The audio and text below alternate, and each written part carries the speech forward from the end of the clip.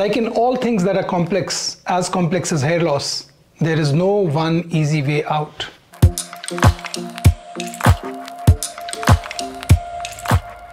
And as I keep telling my subscribers on the videos that I make, in the end, when the baldness gene switches off and you've been able to hold your hair till then, and this happens at the age of 35 to 45, especially for those in whom the baldness has started early, at the tender age of 22 to 25, you will remember only one thing, that you heeded advice and you did not waver in your resolve, and most importantly, did not fall for the sweet talk of many companies selling their products, wanting to offload their costly products on your head.